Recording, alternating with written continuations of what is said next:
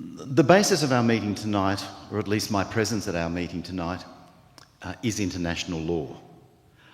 I have relied on international law in the work that I did as Australian Human Rights Commissioner. I had to rely on international law because we don't have a Bill of Rights in this country. And although 2 states and 1 territory now does, my state doesn't and your state doesn't, and we don't at the national level. So international law is about the only basis for human rights work that we do in Australia. So international law is important as the basis for the work that is done to protect people, even if often international law is violated. I speak as a lawyer. I don't speak as an activist. I don't speak even as an ethicist making moral judgments. I speak as a lawyer. And the work that has been done by the Commission of Inquiry on Israel and Palestine has been work that has had a very firm foundation in law. Let me first make some comments about the history of this commission so that you can locate it within the broad context of what has been happening over the last 2 years. The commission, in fact, was established well before the events of 7 October 2023. It was established in May 2021, 4 years ago. And it was established as a result of the episode in this 100-year war that occurred in May 2021. This war didn't start on the 7th of October 2023. It's been going on for a century.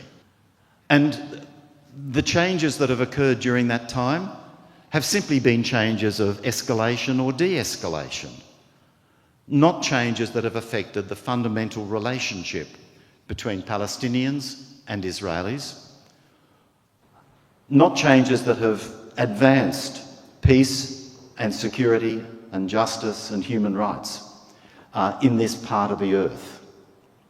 There had been previous commissions of inquiry established by the UN Human Rights Council to look at specific events. The 2014 explosion of conflict, the Great March of Return. These are 2 examples. The fleet that had been attacked with the deaths of a large number of people by the Israeli forces in trying to enter Gaza. So there had been previous bodies. Ours was different, firstly because we were not restricted to 1 incident and 1 time period. We had a broad mandate and still have a broad mandate to examine the whole situation in terms of international human rights law and international humanitarian law.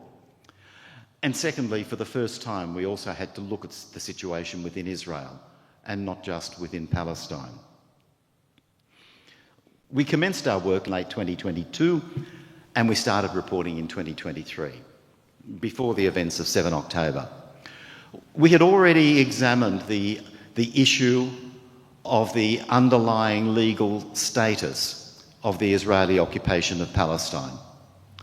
And we reported that the occupation was unlawful, that the settlements were unlawful, and the Palestinians had been the victims of violations of fundamental human rights, perhaps most significantly, the right of self-determination. We had prepared a work program for the following 2 years in which we would examine a number of other legal issues, such as the relevance of the law of apartheid, the question of the rights of the Palestinian diaspora to return, and the situation of Palestinian refugees. We in fact had adopted a 2-year program of work for the Commission in the last week of September 2023, only to have to jettison that work program a week later when 7 October occurred. And since then, we have continued to take into account developments in the West Bank and in Israel, but Gaza has been the principal focus of our concern. In the 4 years since the Commission was established, we have produced 8 reports to the Human Rights Council and the General Assembly, 5 supplementary reports, 2 legal position papers, so 15 reports at all. And these reports have formed the basis of our discussions of the international legal implications of Israeli action in Gaza and the West Bank, but also of the actions of the Palestinian armed groups. We apply the same law to everybody who is involved in this violence. We certainly have taken account of the fact, to use the Secretary-General's words, the events of 7 October did not occur in a vacuum. We had already found that the occupation was unlawful, and our interpretation of what happened on 7-8 October was based upon the fact that there had been unlawful occupation for a lengthy period of time and persistent violation of the right to self-determination. That was the context. Now, that doesn't mean that Palestinian resistance is entitled to do anything that is contrary to international law. International law recognises the rights of an occupied people to resist the occupation first. That was reiterated by the International Court of Justice as recently as last year. But second, it says that the right of resistance must be exercised in accordance with international law. And the events of 7 October 2023 certainly gave rise to a right on the part of the State of Israel to protect Israeli citizens, but not to do so by violating international law. You know, I go back to when I was a kid. I was the eldest. I had 2 brothers and a sister. And when my next brother and I got into arguments and they became somewhat physical, my mother used to always say, 2 wrongs don't make a right. And, you know, I grew up thinking that was a moral principle. I later found that it was a legal principle, the fundamental basis of international law. So it is right to resist a wrong, but the resistance and the reaction, the response to wrongs, must be in accordance with law. We found before 7 October that the Israeli occupation was unlawful. We also found, for example, that the indiscriminate firing of rockets from Gaza into population centres in Israel was a war crime. In our first reports on the events on and since 7 October 2023, we found that Hamas and other armed Palestinians on 7-8 October had committed war crimes. But that does not justify what has happened since then. It doesn't justify for a minute what has happened since then. And in our reports, we have found that the Israeli forces have committed war crimes, crimes against humanity, and the crime of genocide in Gaza since October 7, 2023. The finding of genocide, which was contained in the report that we released in September this year, was based entirely upon work that we had already done. We're a legal body, and we employ fundamentally legal methodology. We gather the evidence. On the basis of the evidence, we find facts. We apply the law to the facts, and we form legal conclusions. And that's what we did. Our numerous reports since 7 October 2023 have dealt with aspects of the violence over this period. So, I've mentioned already, we looked at events in southern Israel on 7-8 October. I have to say that our report on what happened in southern Israel on those days is still the most comprehensive report on those events. more thorough and more comprehensive than anything produced by the Israeli government or the Israeli military forces. So we have provided, with the best information currently available, it may change over time, the most authoritative assessment of what happened.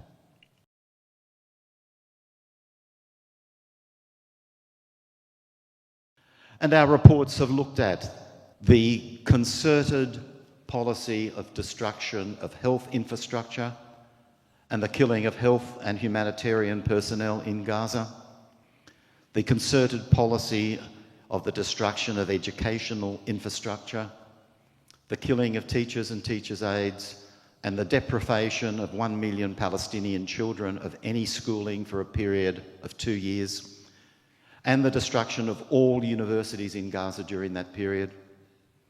We have looked at the policy of deliberate starvation and the use of starvation as a weapon of war. We have examined sex and gender-based violence within Gaza and against Gazans in detention or prisoners in Israeli institutions, prisons and detention centres.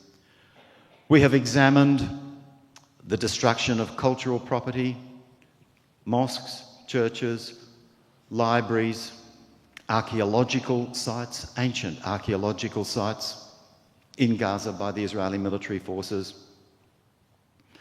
And on the basis of that fact-finding, we found first war crimes and crimes against humanity. They're the most easily provable international crimes. War crimes occur on the basis of individual actions and individual incidents. A single soldier can commit a war crime against a single victim in a single incident. That's reasonably straightforward. Crimes against humanity requires an additional element of being widespread and systematic. The crime of genocide is the most difficult to prove. Genocide involves, like all crimes under domestic or international law, both action and intention. In international law, Genocide Convention, and in the Rome Statute of the International Criminal Court, there are 5 categories of genocidal act. And on the basis of our investigations, the reports we have already produced, we found that 4 of those categories of genocidal act had occurred in Gaza. They are mass killings. Secondly, the infliction of serious physical or mental harm. Third, the imposition of conditions of life that make survival of the particular group unsustainable. And fourth, provisions or actions that affect the capacity of the group to reproduce, birthing and the raising of children. The only category that we did not find was the category that deals with the removal of children from one group and placing them with another group. So 4 categories of genocidal act we found. These categories are independent of each other. You don't have to prove all 4 or all 5, or you only have to prove 1. And the legal definition of genocide does not even require that there be a single death, although killings was part of the finding that we made in our reports. The categories stand independently of each other. And so a suggestion that this can't be genocide because 6 million people didn't die is not sustainable in law. In addition to this question of acts, you have the question of intent. There must be an intent to do the acts. That's just standard in criminal law. But the difficult issue with genocide is the necessity to prove a specific intent to destroy a group in whole or in part. A group defined by 4 criteria must be defined by race or ethnicity or nationality or religion. And this finding of genocidal intent is a difficult legal question. But we found not only those 4 categories of genocidal act, but also the fact that these acts were committed with the genocidal intent, the intent to destroy the group of Palestinians in Gaza, in whole or in part. And we did that, we can discuss later if you wish the detail, we did that on the basis both of direct evidence, being the statements by senior Israeli leaders, civilian, political and military, and also by an examination of the total operation of the Israeli forces, their methodology, strategy and operations in Gaza over the last 2 years. And that is specifically operations directed towards the total destruction of human settlement, human life in Gaza over that period. So that's the crime of genocide. International law provides that states have primary obligations to observe the law. And so the case before the International Court of Justice brought by South Africa against the State of Israel under the Genocide Convention is based upon a claim that the State of Israel is responsible for this genocide. International crimes are also committed by individuals. And so the actions in the International Criminal Court focus on individuals. And the arrest warrants issued against Netanyahu and Gallant are examples of the International Criminal Court taking action to hold individuals accountable.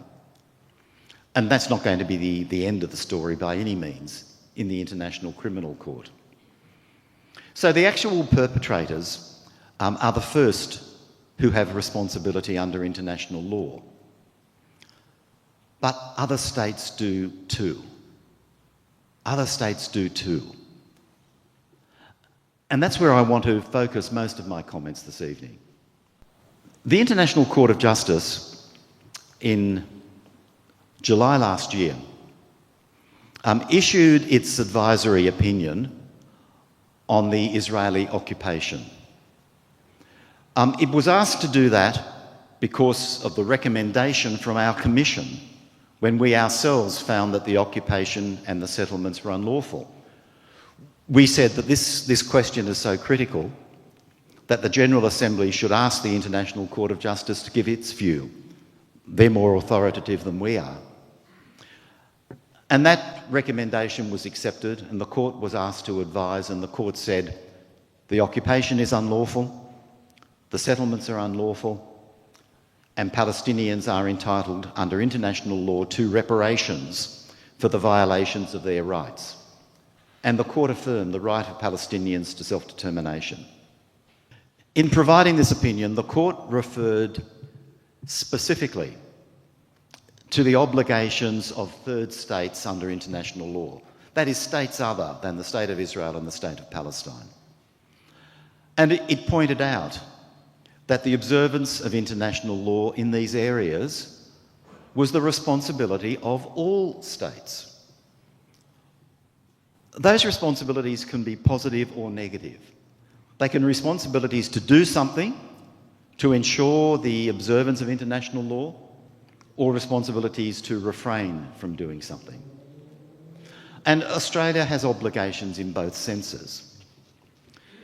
The Genocide Convention, for example, not only provides that no state should commit genocide, it also provides that all states must act to prevent genocide, and that all states must act to punish those that are responsible for the commission of genocide.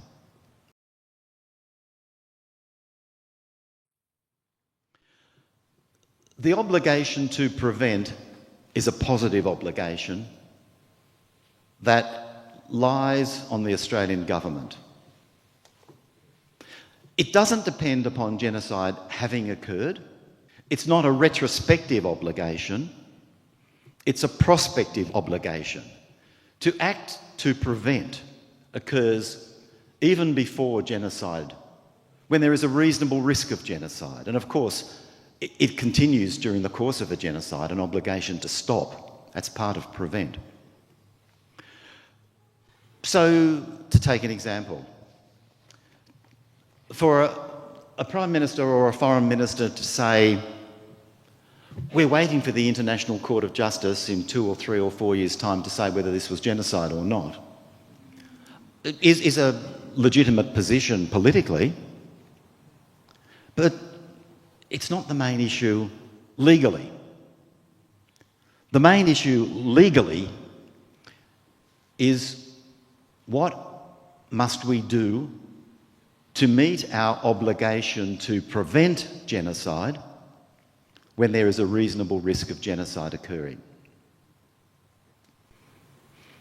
The Genocide Conventions too impose obligations on all states, not just those that are directly involved in a conflict.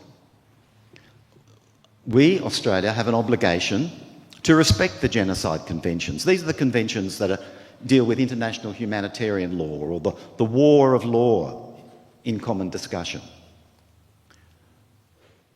We have an obligation to respect the provisions of the Genocide Conventions, and we also have an obligation to ensure that all other states respect the provisions of the Genocide Convention.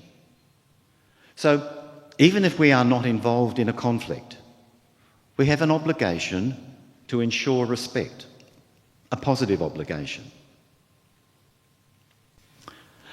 And in the advisory opinion of the International Court of Justice from July last year, as I said, the court dealt explicitly with this question of the responsibilities, the obligations of third states. And it said in some detail, all states have an obligation not to aid or assist the continuation of the unlawful activities of the State of Israel. They framed it in negative terms, not to aid or assist. And so we have the positive obligations in relation to genocide and international humanitarian law, and the negative obligations not to aid or assist the continuation of the unlawful settlement, the unlawful occupation, and the denial of the right to self-determination to Palestinian people. The Australian government has already taken steps in response to these obligations. It has prohibited the export of weapons. In fact, I think that prohibition started with very little fanfare under the Morrison government. It has imposed sanctions on 2 Israeli ministers, the 2 most notorious violators of international law, Ben-Gvir and Smotrich. And it has imposed sanctions on some criminal Israeli settlers. It has changed its voting patterns in the United Nations General Assembly, being more critical of the State of Israel and more supportive of the State of Palestine. And most recently, it has recognised the State of Palestine. All of these steps are good. They are all positive measures. But even collectively, they are far from sufficient to satisfy our international legal obligations. We're required to do, under international law, everything reasonable within our capacity to discharge those obligations I have mentioned, to prevent genocide, to ensure respect for the Genocide Conventions, not to aid and assist the continuation of unlawful activities. We're required to do everything reasonable within our capacity. That obligation has existed over the last 2 years, and it continues now. The fact that there is a ceasefire, largely but not entirely being observed. There are still Palestinians in Gaza being killed every day. But the fact that there is this ceasefire, the fact that there is now a Security Council resolution, doesn't mean that these obligations suddenly disappear. They don't. I mean, to start off with, the end of a wrongful activity does not wipe away the sin. There is continuing responsibility and a continuing need for accountability for those who have committed war crimes, crimes against humanity and the crimes of genocide that our Commission has found. And we have a continuing obligation in relation to that. And in any event, President Trump's 20-point thought bubble and the Security Council resolution that has now been passed in response to it resolves nothing. There are three critically important elements that have been agreed. The first is the ceasefire. That was essential. And it's largely working, but as I said, Palestinians are being killed every day, not in the numbers that they were being killed in before. The release of Israeli hostages and of Palestinian prisoners and detainees is important. The taking and holding of hostages was a war crime. And in the same way, the taking and arbitrary detention of Palestinians outside due processes of law is a violation of international law. These people were entitled to be released. That provision was agreed and has largely, almost entirely, been implemented. Not the release of all Palestinians who were being unlawfully held, but the numbers that were agreed. And at the last account I saw indicated that all but 4 bodies of Israeli hostages had been found and returned. That's good. The restoration of humanitarian aid at a sustainable level was agreed. And that's good. But that is not being honoured to a significant extent at all. From the figures coming out of the UN, it seems that the provision of food and other essential supplies into Gaza is still only about 1/3 of the agreed quantity of relief that was supposed to enter, and even the agreed quantity was not sustainable for life. So that falls far short. Now, by agreed, I mean agreed between the parties, the State of Israel and the State of Palestine, or at least in this case, the armed groups that effectively are the de facto, or were the de facto regime in Gaza. So they were agreed. But the rest of the 17-point thought bubble was not. That's now being described as phase 2. And we saw at the beginning of this year how when there was a similar agreement, the first 3 issues were honoured to the extent that they were agreed, but the Israeli authorities refused to enter into the stage 2, phase 2 negotiations that they had committed to enter. So in spite of the Security Council resolution, which is extraordinarily vague, in spite of the 20-point thought bubble, we are a long way, even from settling the recent fighting in Gaza, let alone resolving the long-term conflict in Gaza, let alone addressing the whole situation of Palestine and Israel. So we can't say that this is over, as much as the politicians and the media might like to say that. It's not. It's not. And the legal obligations continue.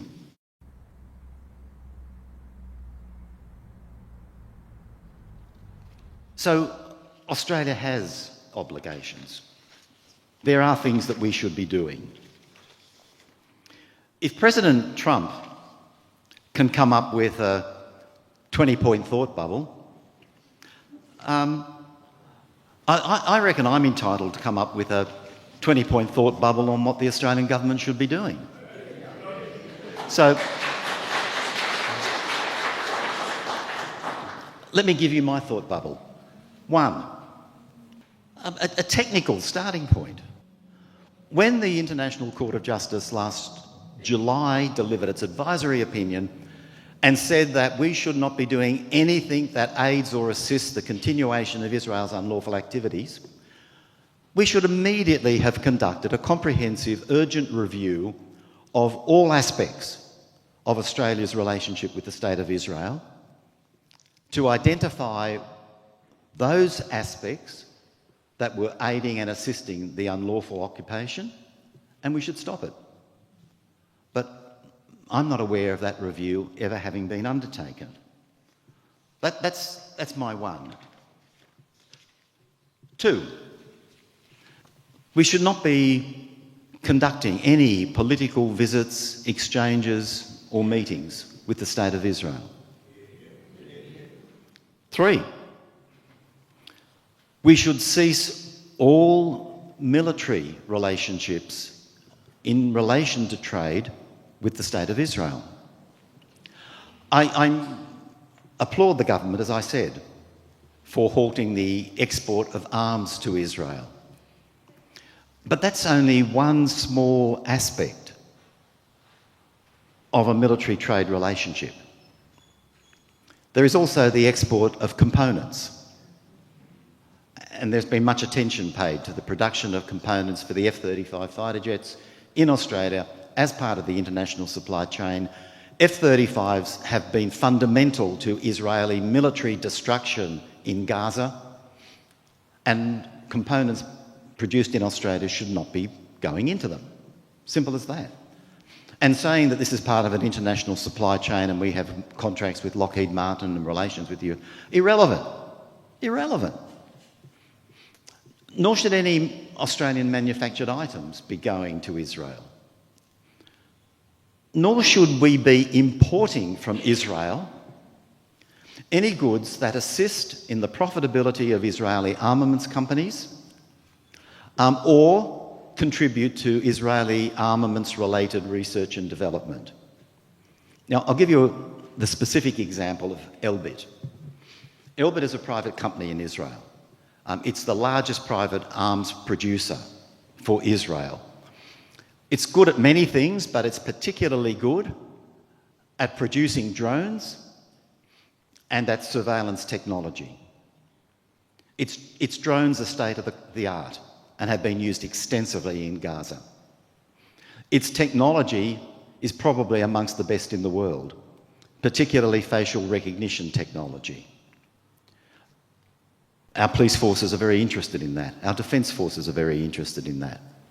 We should not be importing from Israel products of Elbit or any other company that involve armaments produced for the Israeli military or that provide particularly surveillance technology, because if we do, we are firstly contributing to the profits of the companies that manufacture them, and secondly, and perhaps more importantly, we are contributing to the research and development that goes into the further production of weapons and surveillance technology that is used against Palestinians.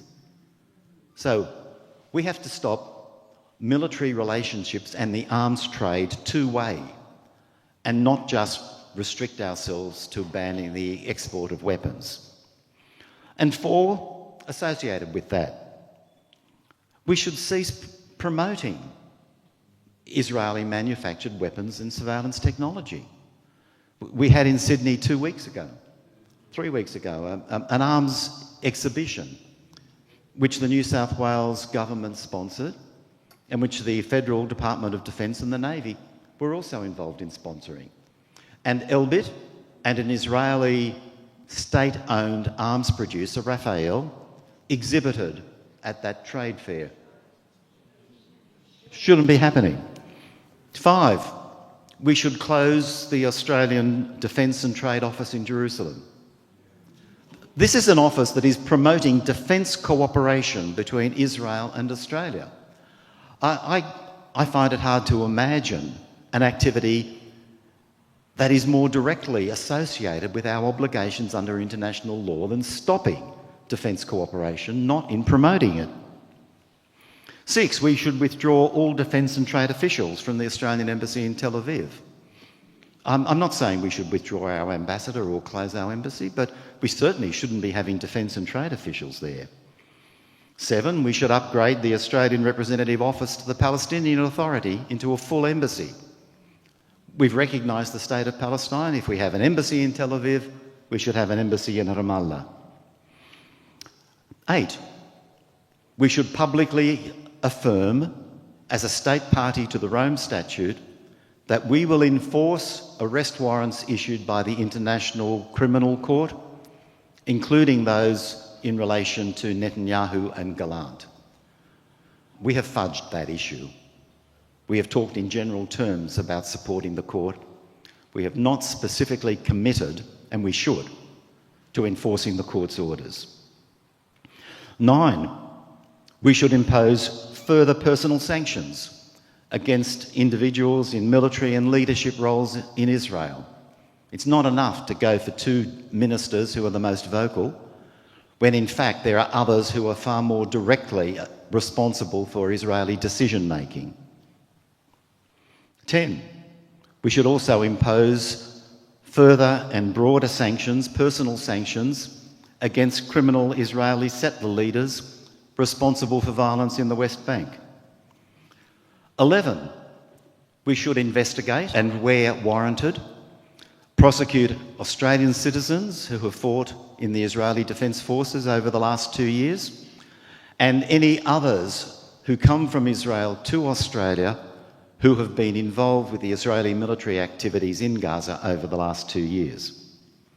12, we should also more generally prohibit Australian citizens from fighting in the armed forces of foreign states.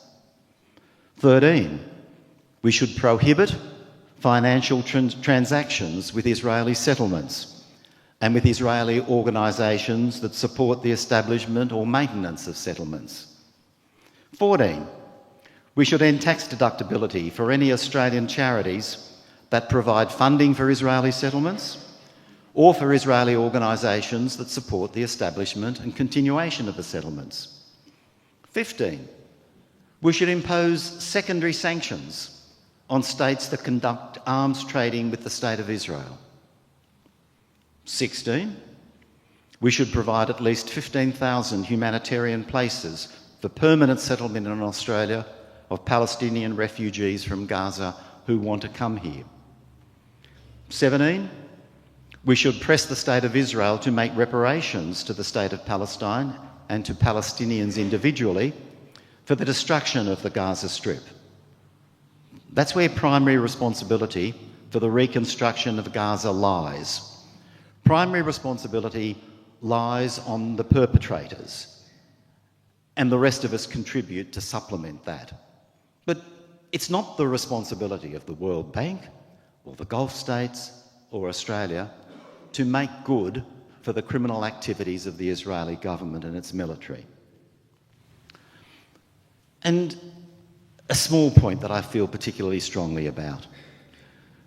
We should restore scholarship eligibility to enable Palestinians to undertake tertiary studies in Australia. For reasons that I don't understand. 3 or 4 years ago, we removed Palestine from the list of eligible states for kids to come here.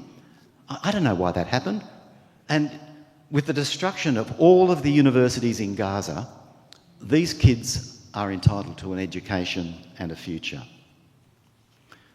19. I said I was going to give you a 20-point thought bubble. I'm leaving 2 for you. We can be very creative in this country.